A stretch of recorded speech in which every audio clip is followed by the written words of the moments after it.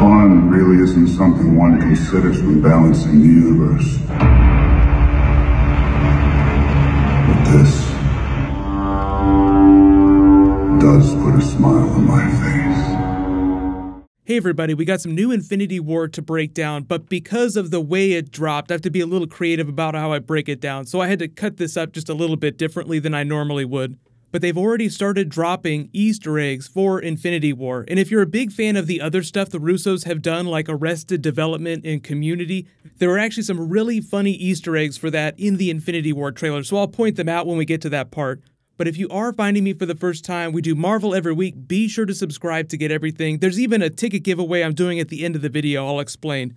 But what's happened is because they're pretty much done with the Infinity War trailer, it started to post online. So I'll just do this and try to connect the dots in terms of time frames. Because of the vignettes, it's hard to tell when these are going to take place during the movie, because you have Captain America, Scarlet Witch, Vision stuff going on Earth, then you have Guardians of the Galaxy stuff happening in a different part of space. So they're just a bunch of different groups of people. So we can guess at what the timeline is from some of these scenes, but it's not going to be 100%. Starting with the stuff based on Earth first, very clearly it's Proxima Midnight and Corvus Glaive coming after the Mind Gem, so they're coming after Vision, and the other Avengers that are nearby are trying to protect him. So even though they revealed what the Black Order looks like, they're calling them the Children of Thanos, which I'll explain, what they've changed from the comics in a second. But this is the actual first time that we've seen her with finished CG on screen. They'll probably polish this a little bit, but for the most part, this is what she will look like during the movie. So the spear that she wields was given to her by Thanos. It's a mythical weapon that reads a lot like the creation of Thor's hammer, just in the scope of what it can actually do. So it was created from a sun trapped in distorted space-time,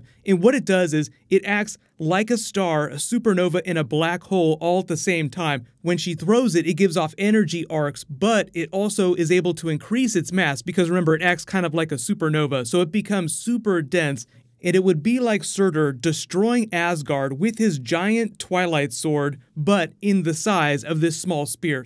She throws it at Captain America, he catches it, but then you jump to a couple of different scenes. You see Falcon trying to fight her off. So even though there's no way that Falcon would have a chance, I think they want to give him some badass scenes.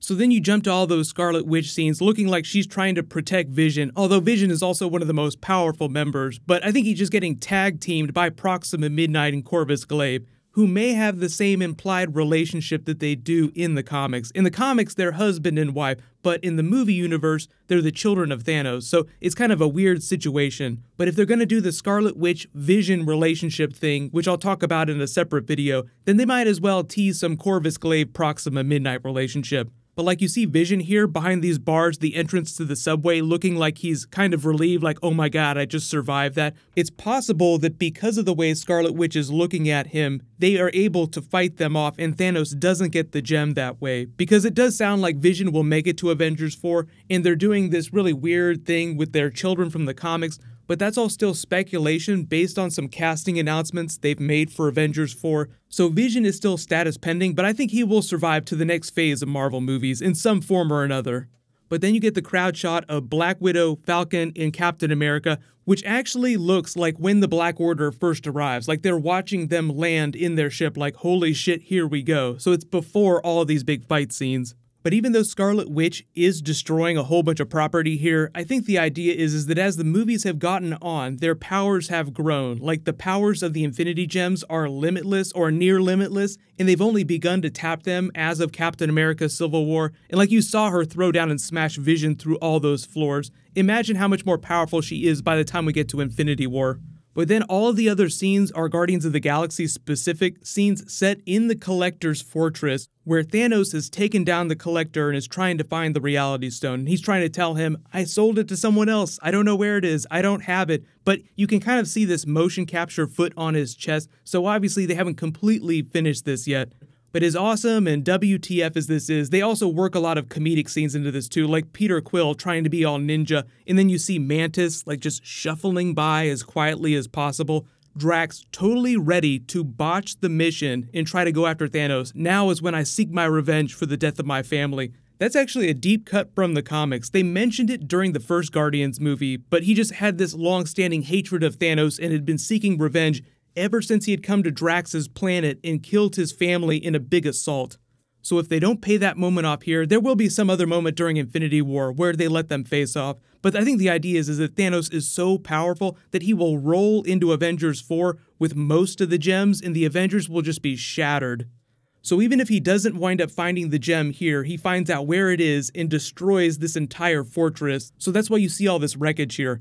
You may have spotted the Arrested Development Easter egg. Like I said, there's going to be a lot of jokes in here too. It's going to be really serious because of the subject matter, but there will be plenty of funny Easter eggs. So the Russos directed Arrested Development, so naturally they worked some of that into the movie itself. In the background here, you can see that the Collector has collected Tobias while he's turned himself into one of the people from Blue Man Group. If you don't remember that, it's probably one of the funniest scenes from Arrested Development. But just expect a lot more of that during Infinity War, like little Easter eggs, probably some cameos from people that were in Community while the Russos were still directing that. The really big stuff that's missing from this is all the Iron Man, Spider-Man scenes. They sort of come as a package, but we get to see Spider-Man's Spidey sense for the first time in the Marvel Cinematic Universe. Technically, he didn't have it during Spider-Man Homecoming. We get to see the new versions of their suits, but we finally get to see Winter Soldier thawed out in Wakanda. Remains to be seen who they're going to be fighting, but I guess it's going to be Black Dwarf, just because he's so ferocious. He's such a brawler, and that's kind of who Black Panther is, so it makes sense that they would pair them up. Then there's also footage of Ebony Maw coming for Doctor Strange to get the Time Gem, which is also an Easter egg for the Infinity Arc. And we haven't talked about it in a while, but remember Nebula explained what their upbringing was like? The children of Thanos were forced to fight each other, so she and Gamora would get body parts replaced to make them stronger if they lost any of the fights. But the thing is that we didn't learn about the other children. The other children that they grew up with are the Black Order of this movie. So if you've read the comics, you know that they come from a different place, and they didn't debut till much, much later after the Thanos Quest Infinity Gauntlet storyline. So they're sort of mixing and matching the modern stuff and the classic stuff, just to give Thanos his own dark version of the Avengers. But even though they've tweaked their origin, they're pretty accurate to what their abilities are, what their powers are.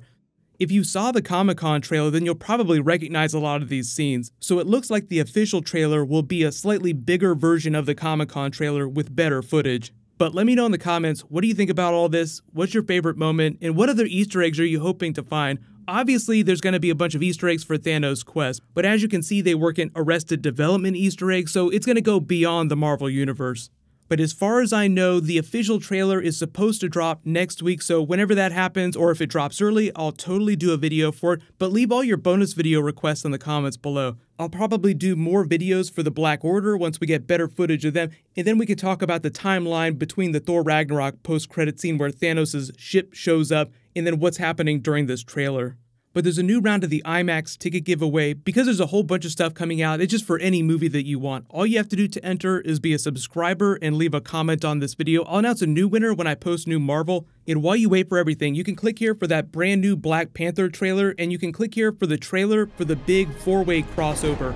Thank you so much for watching. Everybody stay awesome. I'll see you guys tonight.